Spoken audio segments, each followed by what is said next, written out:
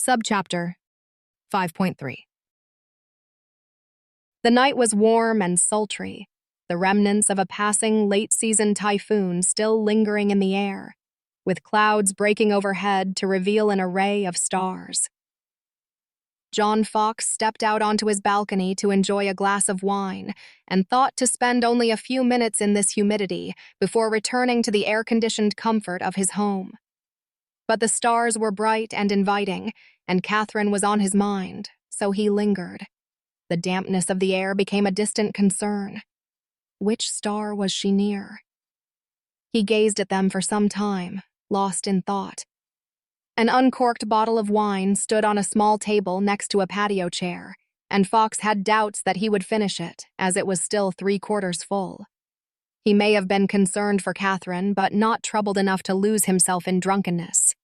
In the typhoon's wake, the City of Equity had taken a position east of Luzon, Philippines, intending to present itself to the inhabitants at sunrise some 8 hours away.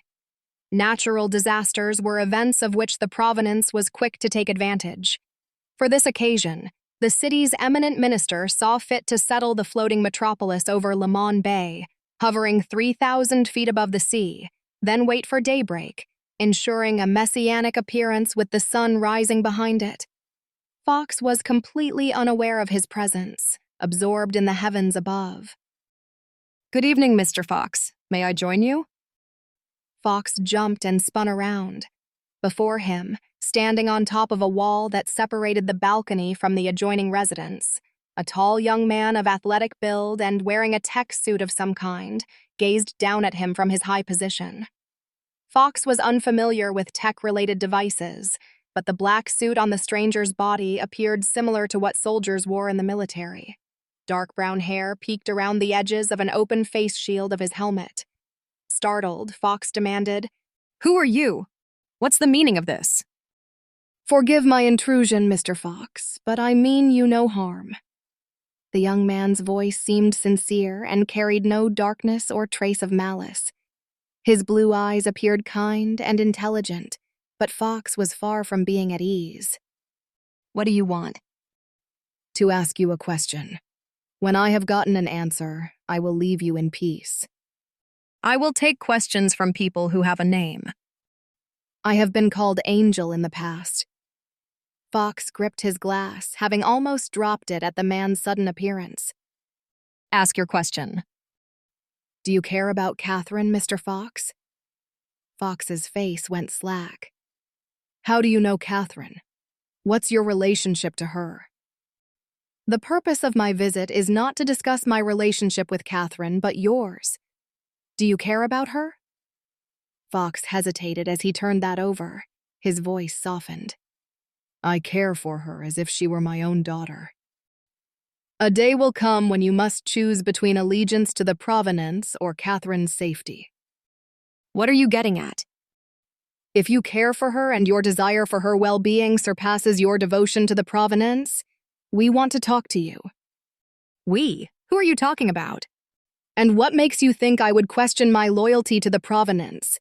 My allegiance is beyond reproach." "Those questions will be answered when you have made the right choice." Angel lowered himself to a crouching position atop the wall and extended his right hand to Fox. In his hand, he held a small book bound in a dark blue hardback cover, an object that Fox had not noticed Angel was carrying. "Take this book. When you want to know the truth, when you have made the right choice, set it down on that table that has your wine on it, face up." Fox stared at the book in Angel's hand. His eyes went from the book to Angel's face and back to the book.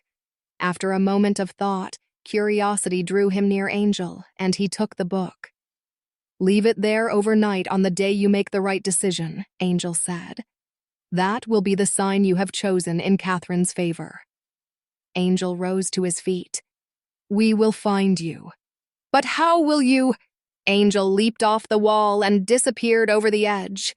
Fox gasped and ran to the restraining wall. Looking over, he caught a glimpse of Angel falling away, catching a few rays of light that glowed from the city's lower levels, then was swallowed up in darkness below. After several long moments contemplating what had just transpired on his balcony, Fox looked at the book in his hand. The title was Essays of a Stellar Wanderer, stamped in gold letters. Fox knew this book. Every citizen of the province knew this book, as it was required reading in every school throughout the entire galactic territory. The Essays was the memoirs and philosophy of Proteus Dax Sen Ra, the first, barely 100 pages. Fox went to the bottle on the table and refilled his glass with trembling hands. As Angel pushed off the wall at Fox's home, he activated his face shield, and a force field projection closed the space in his helmet, offering protection from the blast of air as he accelerated. He shot downward in near vertical orientation, reaching speeds of nearly 100 miles an hour before extending his arms like a pair of wings. Considering the low altitude from which he was jumping, he did not have the luxury of a prolonged freefall. A thin, stiff, flexible material deployed from his body, and his tech suit became a wingsuit. Angel pulled up from his steep angle and rode the wind in a glide toward the ocean's surface below. Data displayed inside his visor provided information on his direction, altitude, speed, velocity, angle of attack, and rate of descent. Glowing lines of green showed his trajectory. By altering the position of his arms, hips, and legs, Angel controlled his direction toward his target destination, indicated by a diamond shape, coming into sight a mile away. 40 feet above the sea, he tucked his arms in and dove straight into the water. Now that he was beneath the surface, Angel withdrew his wings, which stowed themselves back into the suit. A pair of cylindrical motors on his back activated and extended a few inches in operation mode, sucking in water in the front and expelling it at the rear like jet engines. Angel sped away through the water as his computers adjusted to the change in environment, now displaying depth, pressure, speed, and direction. His destination still showed on his helmet's visor, straight ahead, 450 yards away and 300 feet down. The craft came into view 2 minutes later, visible only in the form of a graphical representation in his visor, as he was in complete darkness. It was in the shape of a manta ray, nearly the size of a small house. Angel angled down to get under it. Only then did he see visible light. Shafts of cool light inside the submersible glowed through an open circular hatch on the ship's belly, and Angel went straight for it. On the Calliste's dive deck, water surged upward through the open hatch on the floor as Angel pulled himself out of the depths. The water that spilled out at his entry fell into channels beneath the floor grating, eventually being pumped out. Angel stood at a nearby bench and removed his helmet, then loosened the tech suit's numerous clasps, straps, and latches, removing it in sections. A figure appeared in an open doorway behind him. Beyond the newcomer, several other persons were seen in the background, busy with various tasks with the submersible. Angel was aware of the person standing in the doorway, but said nothing. "I thought we talked about not reusing your pseudonyms, Pascal," the man said. Pascal. Angel, to Catherine and John Fox, kept his back to the man in the doorway. It seemed appropriate at the time. When they both realize they have met the same android, perhaps their mutual curiosity will steer them in the right direction. The man in the doorway shrugged and rubbed the stubble on his cheek. "Another, perhaps," he said. A moment passed as Pascal removed the last of his tech suit, now standing in black base layers. "Do you really think he can be turned, Doctor?" Pascal asked. "We can only hope. But without his help, Catherine is lost." Pascal turned and faced him. Is she? Is she already lost?" "No, but she is in trouble. Right now, Catherine is going through severe tests, more than I had anticipated when I designed her." Will she pass?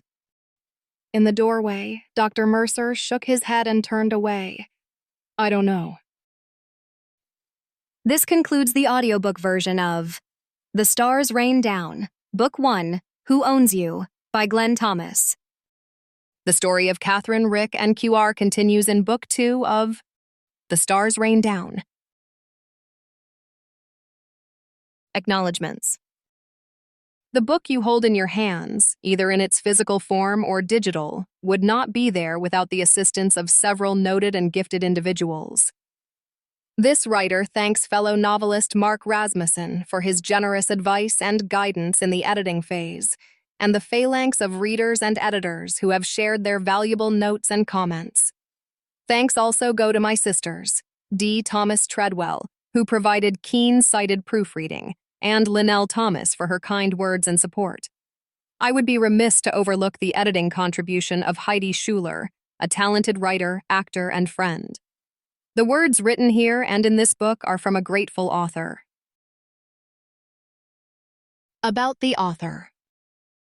Glenn Thomas's life path has been a meandering one, setting new life goals at various points along the way, gaining knowledge in art, photography, filmmaking, driving commercial vehicles for Hollywood productions, and ultimately writing both screenplays and prose.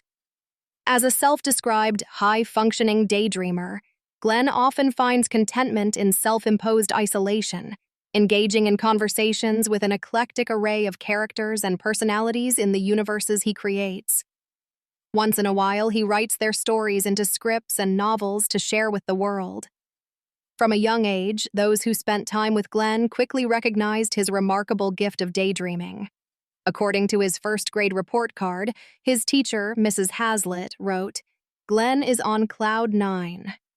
With that ringing endorsement from one of his earliest admirers, Glenn has made the most of his circuitous path to this time and place, finding practical use of this often misunderstood gift. With a nostalgic smile to his past, Glenn created his film production company, Cloud9 Filmworks, shortly after completing film school in 2005. The company expanded in 2024 to Cloud9 Press to oversee his books. Glenn lives in the Los Angeles area, and when he's not writing, he works as a driver for a major motion picture studio where the real money's at. His first self-published work was a series of short science fiction stories called The Spider Boys of Aranay, released in 2015 and revised in 2024 and 25. Also, in 2024, the first book in a science fiction series titled The Stars Rain Down debuted. Set in the same universe as Spider Boys, SRD has strong connections with the earlier work, and fans of one book will enjoy the other.